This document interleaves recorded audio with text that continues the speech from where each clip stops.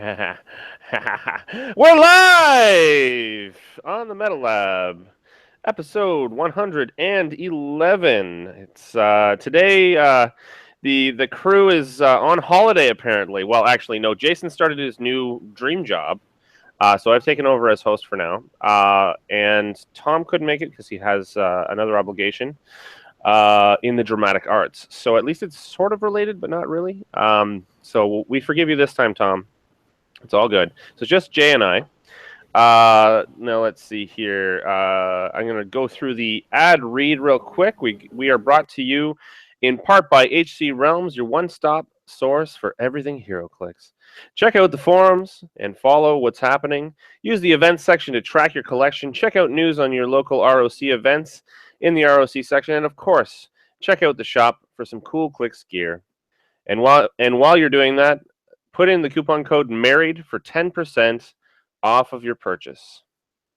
We're also brought to you in part by MajesticCCG.com, home of the Apex Insiders. For $3 a month, get your information from some of the greatest minds in the game. They are always the first to post results from major events for both WizKids and The Rock.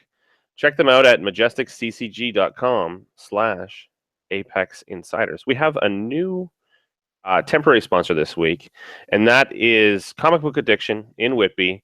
They are putting on a WizKids Open on February 4th. I have linked the registration link to our YouTube account here. So please just check below in the description, and you can follow the link there. I believe it's $20 to sign up. Once again, that's on February 4th. Jay and I will both be there, so you can come and kick our butts. It's a constructed event. Rather than the Seals of last year that we experienced there, although that was actually a very well-run event. I think they ended up with 56 players. So I'm assuming that we'll end up with something close to that this time. I know registration is less expensive than it was last time just because it isn't sealed, but it should be a good event overall. Also, check out our subreddit and our Patreon account. Patreon promises, or the rewards have been revised.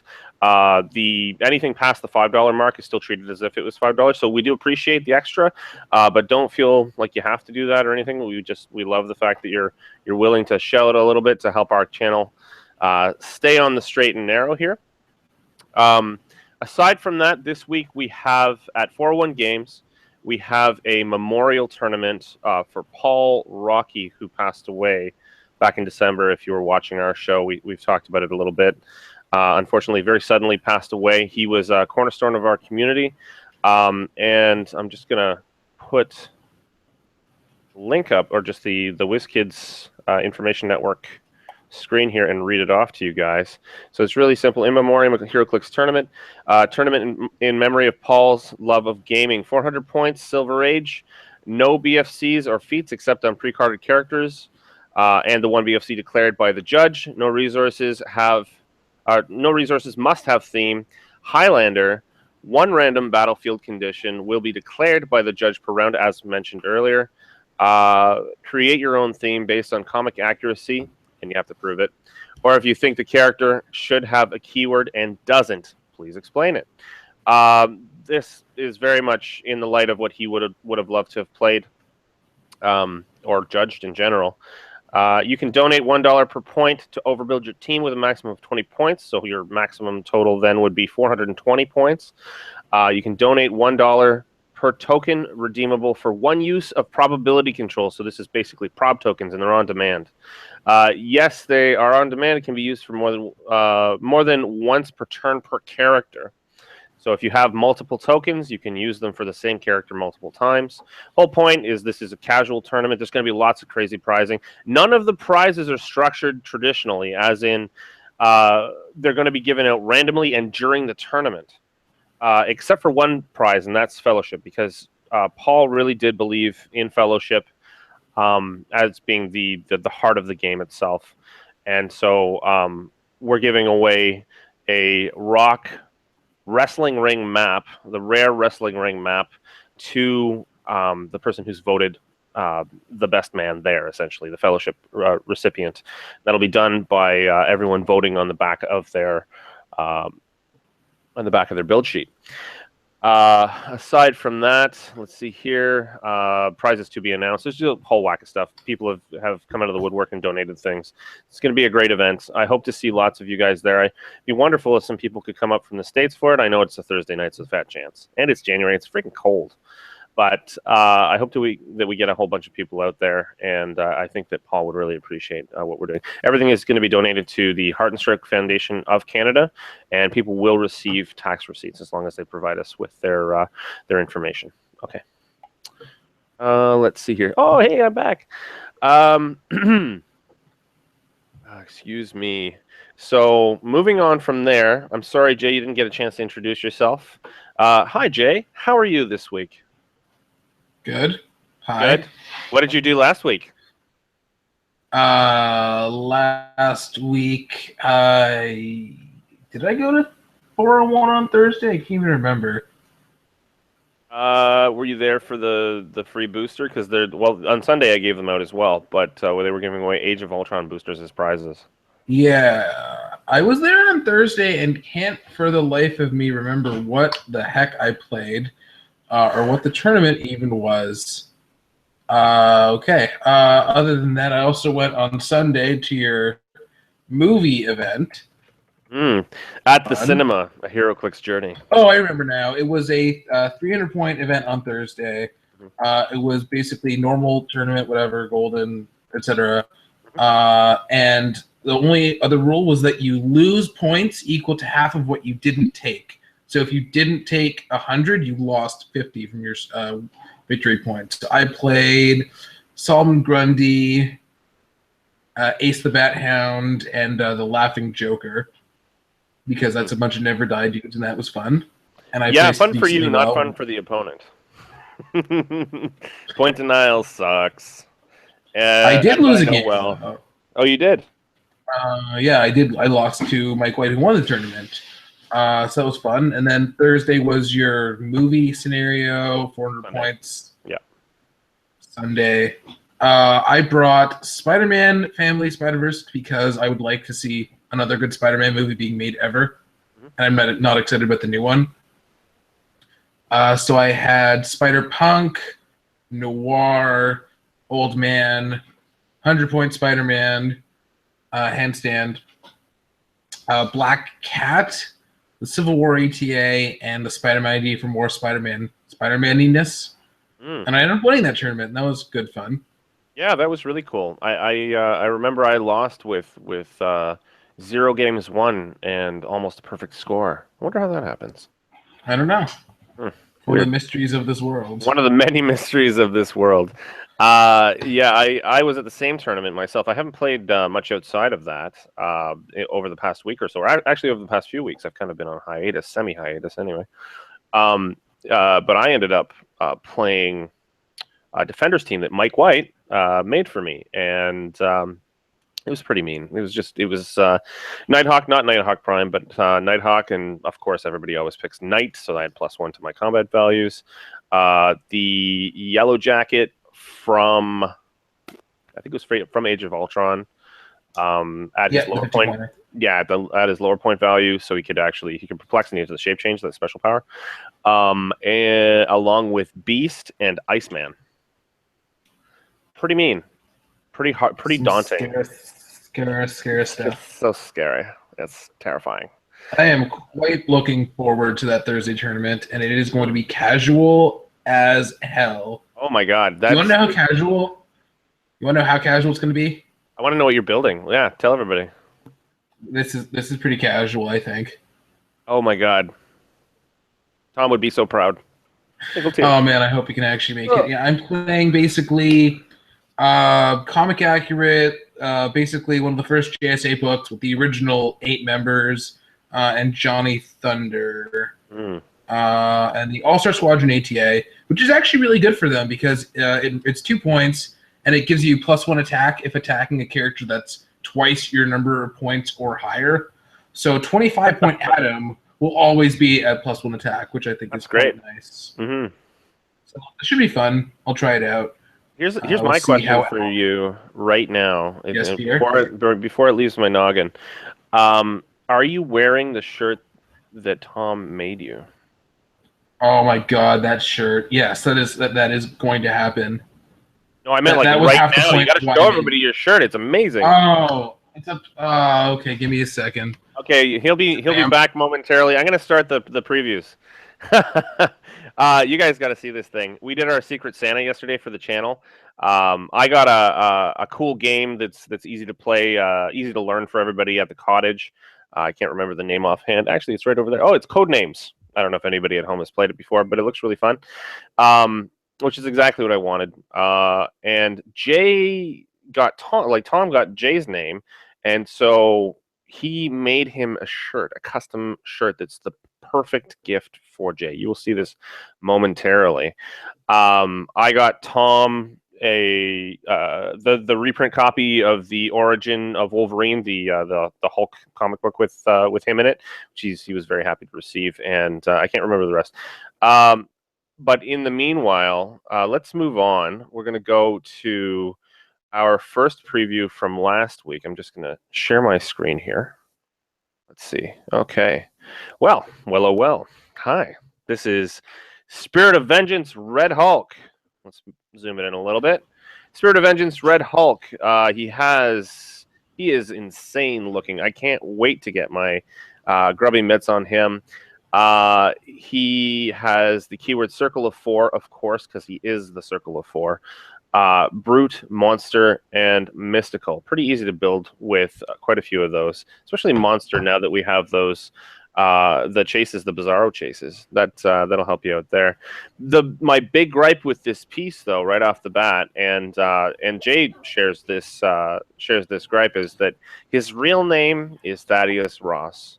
The reason why that's a problem is because on the Red Hulk ID card, the real name is Thunderbolt Ross. So you can't ID card him in, and that's pretty much the only scenario in competitive where he would really be useful. Moving on, he has, as I predicted in the Instagram feed, if you guys go to Instagram and check out the figure preview that they did back in November, I believe it's November or December. I said that they should use a whole bunch of things. This is what the first click would look like. Cool. And you guys can, judge for yourself, but I think it's pretty darn similar to what they actually implemented here. You've got the trait Alien Symbiote. Spirit of Vengeance, Red Hulk can use plasticity and shape change and automatically breaks away. He has a special attack power that's on clicks 4, 5, and 6. Spirit of Vengeance, Red Hulk it's called Flaming Webbing. Spirit of Vengeance Red Hulk has a range value of 5 and 2 bolts. When he makes a range attack, hit targets are given an action token and are dealt 1 penetrating damage instead of normal damage. He also has a special damage power, which is on the remaining clicks, so 7, 8, 9, and 10. 10 clicks long, crazy. 7, 8, 9, and 10. Feel our penance punch, punk. When Spirit of Vengeance Red Hulk hits an opposing character, after actions resolve, deal that character penetrating damage equal to the number of action tokens on it.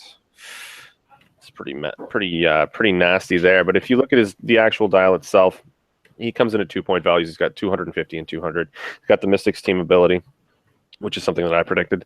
Not that far off, really. It's really not that big a deal.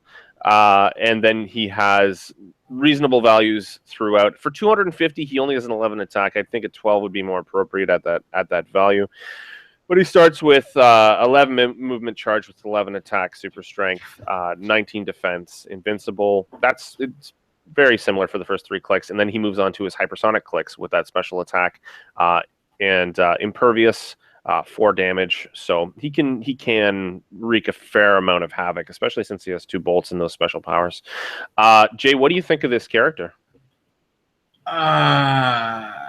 He is a fun-looking character, but not really competitive. Mm-hmm. Unfortunately, but it really does feel like he has all the powers and all the stuff of all of what he should have. He feels very bulky to start off with his beefier charge, super strength reducers, and then he has a symbiote power, and then he has a Spirit of Vengeance power, and he has a Mystics and improvement to go with it. The carry ability kind of feels missing. although it is very much appreciated that with the point values, you can either add the 50-point X-23 or the 100-point X-23 to the 200-point Red Hulk to have an exactly 300-point team. So that was very nice to see.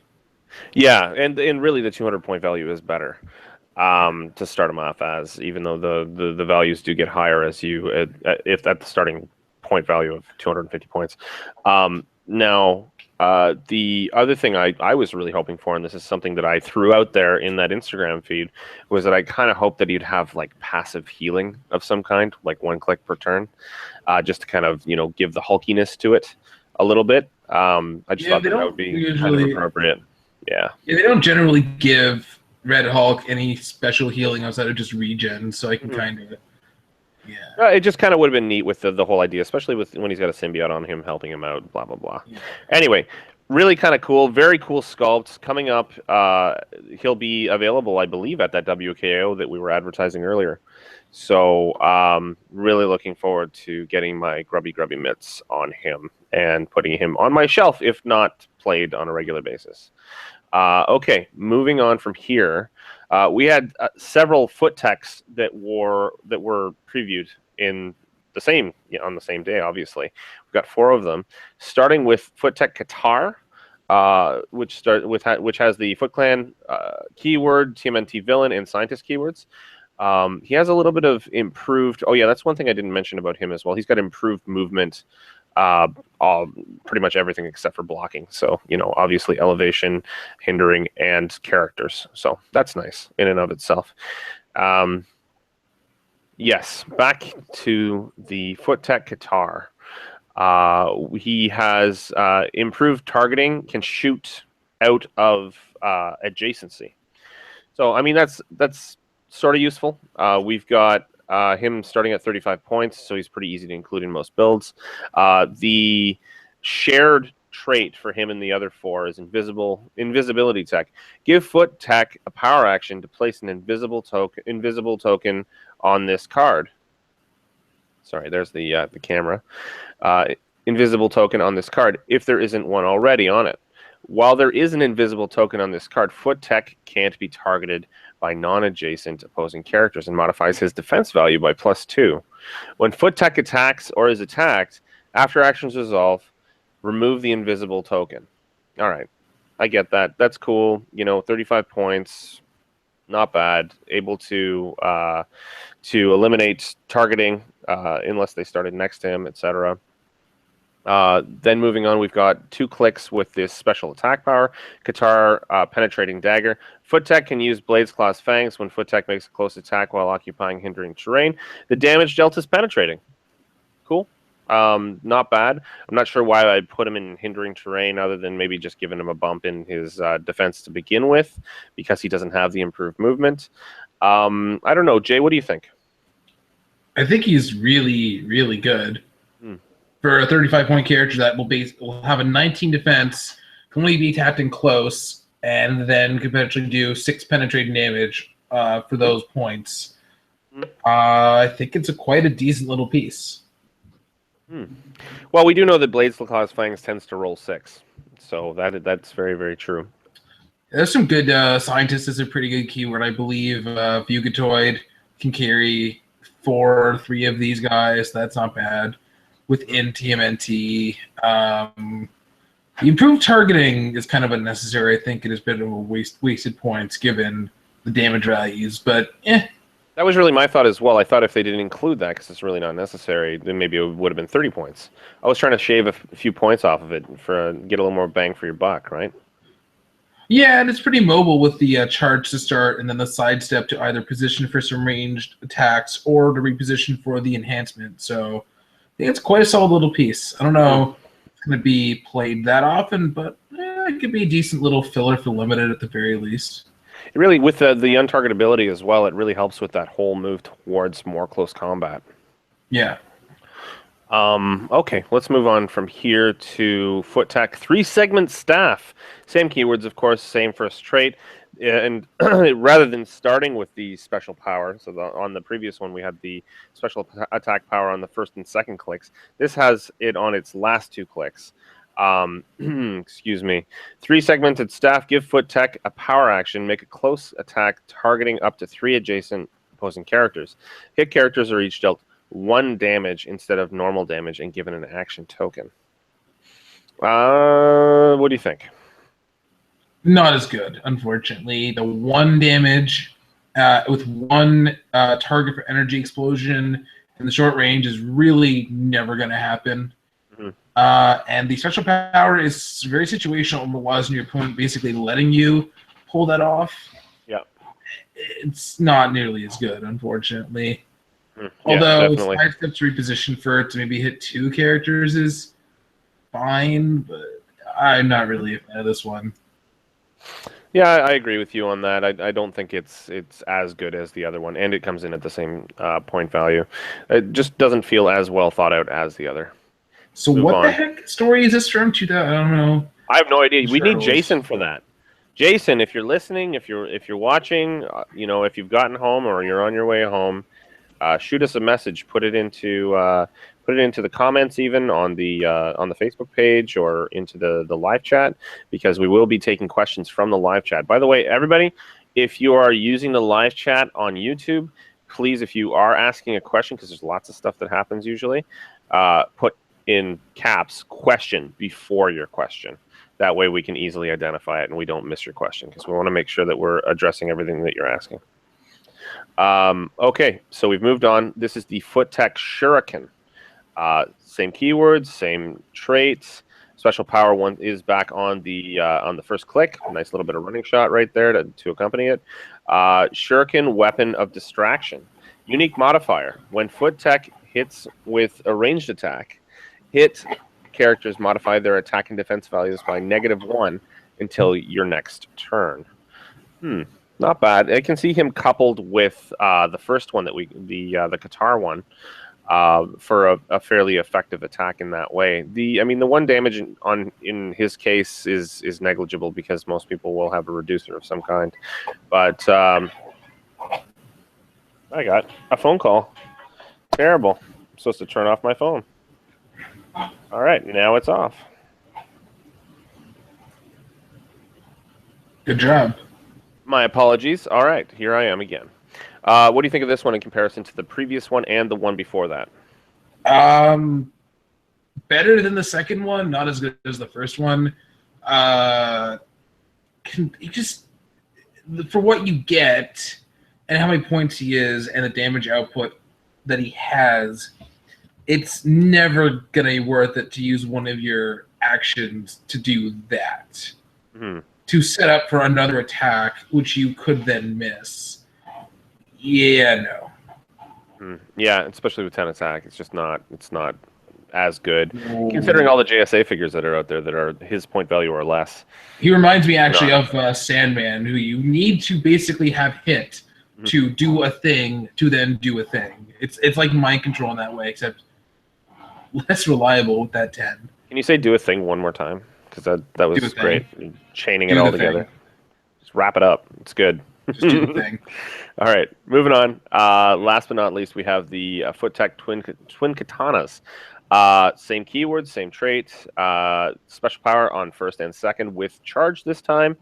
Twin Katanas. Foot Tech can use Blades Class Fangs, and when he does, he may instead roll 2d6 and chooses 1 as the result. Jay. Similarly good to the other close combat one, where good odds of getting a good Blades roll result.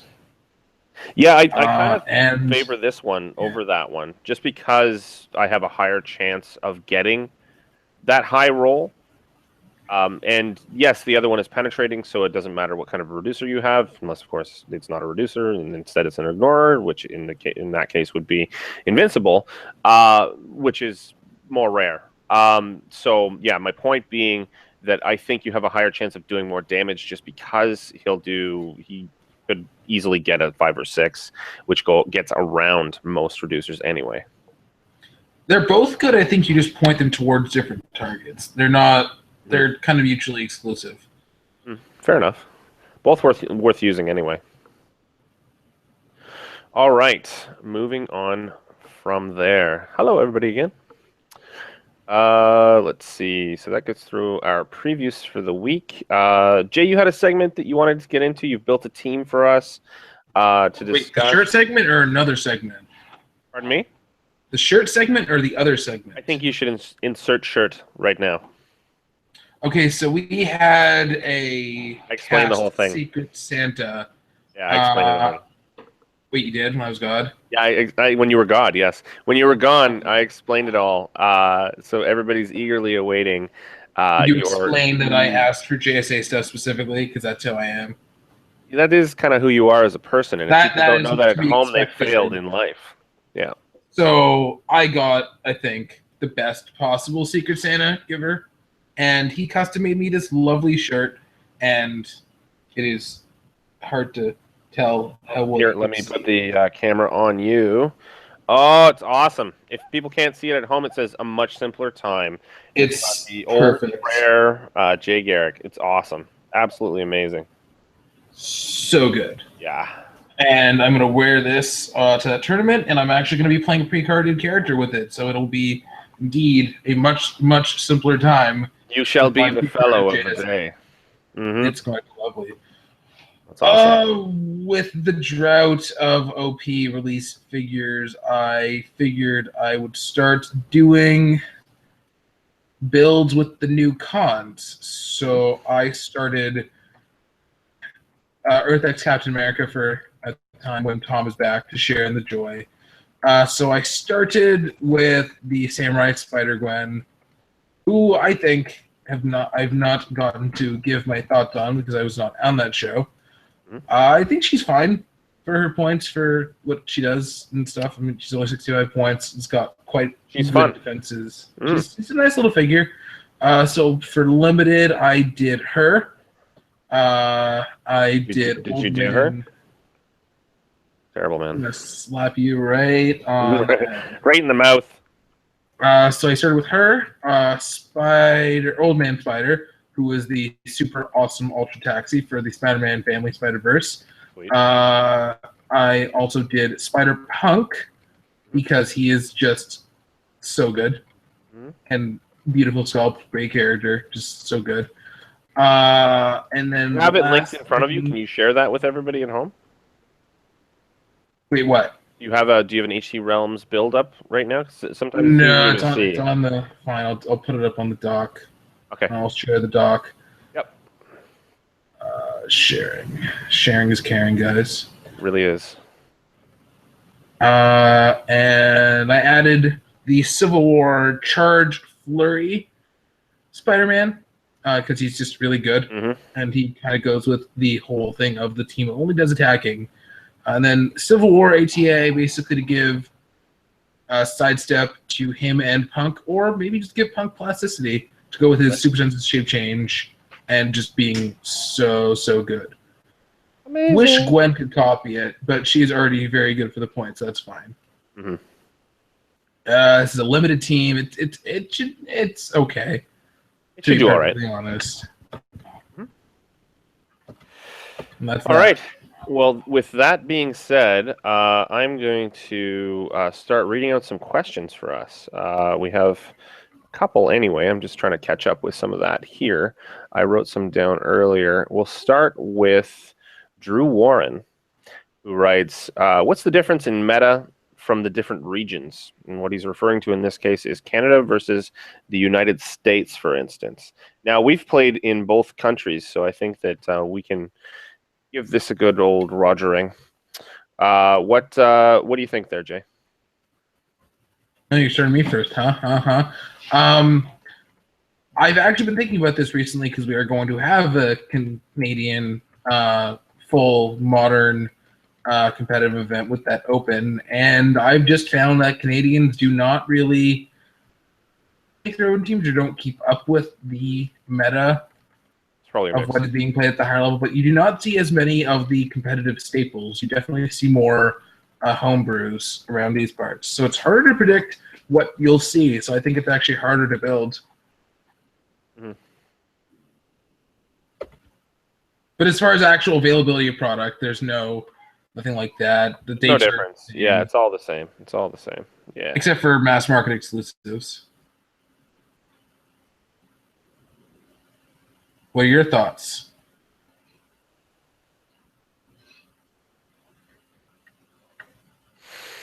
I agree with you. For me, the main difference is no Krang. I mean, really, there's very little to no Krang up here, and in the States, it's I don't know whether it's the difference in mindset between I want to play what I want to play and I want to play what's effective. Because Krang is a good character to use. It's very simple, and I think that's might be what some of us kind of turn our noses up here is that he's not so much fun to play. Really simple mechanics. I don't know. We play a lot of pick a power and a lot of I play a lot of point denial. That seems to be what I've played most of anyway. Yeah, when I team build, I basically have to think what can get me to top 8 and can also deal with Loki. Yeah. If I don't do that, I will lose to you. I'm there. That's true. Yeah, very, very true. It's like almost no Quinjet here. I was playing it for a bit. Jason was playing it for a bit. Then we both stopped. So there's literally no Quinjet. Which is nice because seeing these teams repeatedly is just really irritating. Okay. Let's see here. So question number 2. I hope that answers your question thoroughly enough there, Drew. Thank you very much for asking and being one of our regular watchers. We move on to Charles L. Franklin. What are the best utility belt pieces to play? Now, I'm immediately just going to say the utility belt was before my time. It still was legal when I went to my first nationals, but I have one. I have a bat cave up there somewhere. But I really didn't get a chance to play with it much. I know how good it was, and I understand it in theory, but I think that Jay would have a lot more to say about it than I would, so I'm going to just hand this over to Jay. Probably the number one thing to play with the belt is the plastic explosives, because damage you don't have to roll for is ideal. That is the good damage. Costume-wise, it's kind of hard to argue against the cowl, especially when you were seeing those combos with Emerald Empress, and she gets stealth from one source, gets it from another, and then you can't see her at all. Other than that, it was more about the stuff on the dial itself for the most part, rather than anything equipped to it. Although, of course, night vision goggles for ignoring hindering terrain from line of fire is always a good thing. That's basically that. Well said. Moving on, Michael Fedor. Hey, Michael. I know he's a longtime contributor and always has some interesting questions to ask. Hey, everyone. I hope this is an acceptable question for this format. It kind of is, kind of isn't, but we'll still get into it today because you did send me your team earlier. And I'll answer this one just because it's fairly simple. I am building a 300-point Modern Age team, and I have 45 points remaining to spend. My choices are Lady Mastermind and Riptide. Which one should I pick? Riptide. I'm not going to get into it too far because if someone at your venue is watching and I don't want to disclose your team, so it blows it for you. But it's not a bad team. Go for it. Have fun. But yeah, out of the choices, I would definitely say Riptide. Okay. I don't ever see a situation where you would not want to go with Riptide. Out of the two choices, yeah, most of the time it's Riptide. Moving on, we have Ronnie Andrew with Happy Monday Team. If you could create any Marvel resource, what would it be? That's a toughie. I mean, I'd love to see a rehashed Infinity Gauntlet, kind of like a legacy nod in a way. I mean, the old Infinity Gauntlet was pretty awesome. I mean, it was the very first resource anyway. But yeah, it would be neat to see another nod at the Infinity Gauntlet, especially with Infinity War, Marvel movies coming up, Part 1 and Part 2. Infinity War. It would be interesting to see whether it could come out with a movie set as well, and make it maybe have some ID card tie-in or something like that. Some sort of elements that aren't that take advantage of previously created things rather than having to get the resource and then get more stuff. But that's probably more likely the thing that would happen because of commerce. Jay, any thoughts? I guess thematically, since the next set is a Deadpool set, there's you could do Deadpool's files on supervillains or whatever that's called. Hmm? More of an information kind of thing. That would be cool. More of a I don't know what that would do, but that's the thing you could do. That is a thing that you could do. Moving on from there, Ronnie Andrew asks another question. In regards to UXM 5 primes and Proteus, once there's the 5 additional trait on the non-primes to bring in the primes, once their host expires and the prime Proteus is on the field, do they have their printed point value? I.e., would Proteus be 35 points or 200 points? Emma, 80, 85, or 125? I want to know for calling capabilities and points scored. Thanks. Jay? Optional traits don't increase the cost of the character itself, similar to ATA, so the Emma would still be 80 points. And then the replacement prime would count as the replacement value. I don't know when they would actually score the optional trait in that case, assuming Emma Frost. I guess they would get it when the prime was KO'd. And I do know specifically as a fact that the rules forum said that Proteus counts as 35 points, which makes sense given that that's what you pay for him. Yeah. So generally replacement effects are based on the original. Makes sense to me. We move on from there to Thomas Kosturin, who asks, would any of the Metal Lab guys be interested in joining me or Pedro for a game on the revamped Twitch channel? The answer is yes. That would be very interesting to me. Yes, and Jay as well. We would love to come on and commentate or participate or whatever you guys want. You guys are doing a fantastic job, and we really appreciate you running the community page as well. I think it's a fantastic thing that you guys have taken on. So yes, the answer is a resounding yes from both of us. Moving on from there, I'm just going to check on the YouTube. You missed a very, very important Facebook question. Oh, did I? Why don't you read it out for us? You missed the most important question. What's that? Do you have the stamp yet, or Jason still has that? Jason has it, but you can make the hand gesture. How about that? I'm going to put a stamp on this episode with my hand. I wonder who that is. So Chris Stockhouse asks, I'm not sure what it is, but other than the competitive side of the game, I'm seeming to lose interest in Heroclix. Don't get me wrong, I'm happy to play a fun theme team at a local event, but I would much rather be playing a team or pieces that will help me practice for the competitive events I have on my calendar. I don't care as much as I used to about what the pieces are or who they represent. All I seem to care about is what they can do to help me win. Is this the competitive mindset I need to harness to help me continue my meta growth? Has or is anyone else had this feeling mindset before? Should I leave it be and see what happens, or try and find that casual side of Heroclix again? Any advice is appreciated. Stay warm and talk to you guys soon. Well, my perspective on it is that that's fairly normal, kind of ebb and flowish stuff.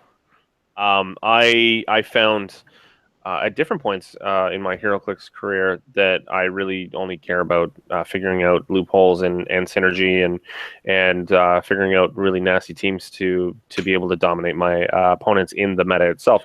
But I also found that it kind of goes back the other way as well. You get tired of it. Like I found that I get tired of it after a while and just want to play something silly and fun, and doesn't matter if I win or not, because that's not that for me. That's not necessarily the entire point.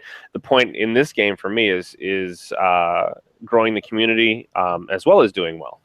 So if the event really, I guess, matters, quote unquote, then I will put that portion of my brain into action and really try and figure out some kind of a broken combination. And if in the case that one of my teammates has figured out something that's more broken than I have, like Jay, for instance, then I'll play what they've created, because that's just the way the cookie crumbles. Jay? I guess I find myself having more mutually exclusive feelings about these kind of things, where casual is just a different game entirely, and where I would want to play characters that I care about versus competitive, where it is just about winning. Although that doesn't necessarily always be ring true, depending on what the competitive meta, the competitive scene is looking like at the time. Like playing an Avengers themed Quinjet was more fun than playing the Ultron variant, which I did both. I found, and more recently, Jakeem Thunder is somebody that I would like to play because like the character and he is good. But I guess if that is not the area where the game is, I won't force it. But it is nice. It's nice when that actually gets to happen, where I get to play a competitive team that I actually care about. But casual is just really casual and not really the same thing all the time. And I guess how you're feeling depends more on how you started. I guess how you started more. Like if you got into this game for competitive, you're probably going to lean more towards competitive most of the time. Or if you're 50-50, you're going to go back and forth. Or if you started casual, you might just be in a phase. It's more about you personally. I would just say just play, and this game is fun, even in the competitive scene, so you will probably find that spark one way or another. So just, I guess, more ignore the problem, I guess I could to put it succinctly. Yeah, it's not really a problem so much as just like an acknowledgement of I guess, your development as a player. You know, things change over time, and they will change again. All right. I don't see any other questions that are labeled question in the YouTube channel here. I'm just double checking to make sure. Can you refresh the Facebook page just to see if we have anything else over there before we go? Yes, madam. Thank you, sir. I think that was it. Yeah. Okay. Well, good. The by the way, the Alpha Strike was begging for to see the shirt before you you showed it in the YouTube comments. All right. Well, anyway, I know this is a short program tonight, but we don't really have a whole lot of material to go on tonight, and obviously the cast is a little bit more limited. So I hope we've answered your questions as thoroughly as you were expecting. And remember, please do register and come on out to the WKO. Come on out this week to Rocky's Memorial Tournament as well. It's going to be great. As I said before, the prizes are random. I'm going to randomly be giving them out over the course of the evening. And one of one of the most fun aspects of the tournament will be the $1 probs. I've run a tournament with that in place before. We did a charity one for the Hospital for Sick Children before. And I remember in the last match, it was the final match, and it was between Emily, one of our informal team members, and Jason spent $42 in that one game, probbing 3 rolls, I think, total. It's just insane. Total insanity. I was run off my feet as a judge. It was absolutely amazing and really, really fun. Anyway, yeah, you guys can come on down to 401 Games for that this Thursday. It'll be on at 6:45. Which is our normal start time for that day. Other than that, Jay, do you have any upcoming articles happening? Rules recap is tomorrow. Mm-hmm. I just had a Majestics Fringe article on Mr. 3D Man. Sweet. 3D Man is awesome. And then I think that's all I'm allowed to say right now. But there is more coming down the ways. The ways. Remember, that's at majesticccg.com/Apex Insider. $3 a month gets you access to tons and tons of information. And I am way, way behind on my latest article. But it should be out pretty soon. I am the worst. Anyway, I believe that concludes our show for the evening. So on that note, practice makes your team better. Thanks for watching.